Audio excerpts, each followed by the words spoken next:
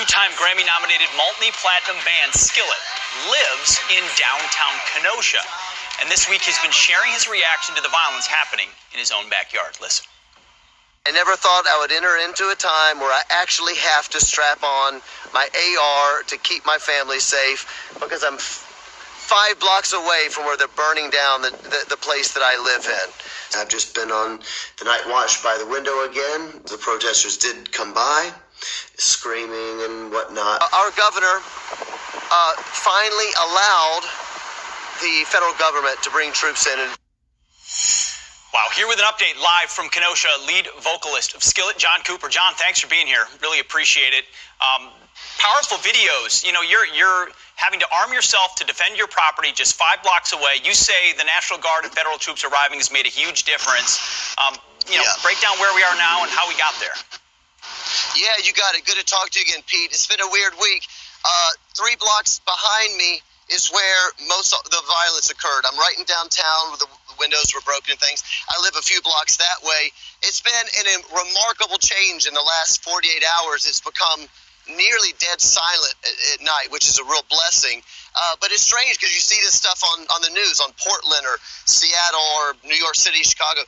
You see it and you think it can never happen in your town of Kenosha, Wisconsin. It's 100,000 people here. It's a small town. It's an awesome town.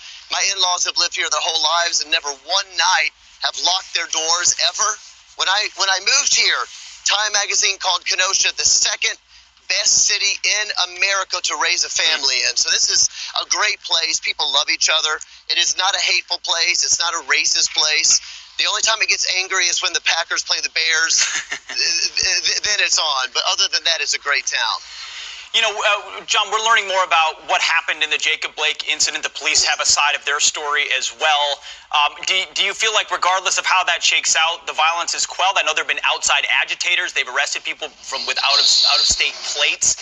Do you think there's an ability to have a conversation, or do you think there's a possibility for more violence? Well, it has quelled down a lot, which I'm very thankful for. Here's the thing, Pete, is that there are really, really good faith people protesting. There are people that want to see change, and I know people that are protesting. They have good hearts. They want to see the world become a better place, become more equitable, become more loving, become more forgiving. The problem is there's not enough condemnation against the violence, because when people are burning down your city and slashing your tires, threatening to come into my neighborhood and, quote, F up my neighborhood, now I can't hear you. And so there does need to be conversation. I want to see more love and more equity, and I want all those things too, but you can't go around burning down the places that you love. And what really got scary, Pete, is that we had friends of friends of friends, et cetera, from Minneapolis, Madison, Chicago, saying, hey, everybody in Kenosha needs to see these social media posts, because people were saying, we're getting a group together, we're going into Kenosha. They were listing the neighborhoods they were going to F up. That's what they said. F the police, F Kenosha, F up this neighborhood, F up this neighborhood. These are my friends, my family, my neighborhood. And at the same time, if our governor's going to not accept the federal government help, then what are you left with? Yeah, John, were you prepared to defend your home? Were you prepared to defend your home and family if need be? Absolutely. It's a horrible thing. I should be out playing concerts, rocking the free world, and instead I'm hunkered down praying for the very people that I might have to hurt that night. And that's something that Americans shouldn't have to deal with. I don't want to hurt anybody. I'm praying for safety. I'm praying for them, praying for their souls. I'm praying for racial justice. I want all those things, but you can't come and threaten people's family in America. Amen. John Cooper, friend of the show, lead vocalist for Skillet. Thanks for being here. And that mural, by the way, painted by your wife and daughter and a drummer from your band as well. Beautiful. So thank you for that great message this morning. Appreciate it. Hey, Pete, can I say one more thing? Real quick, yeah.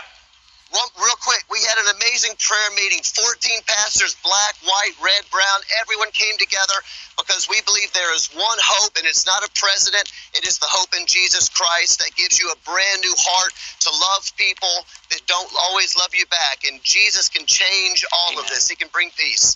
What a fantastic message to end with. Thank you very much, John Cooper.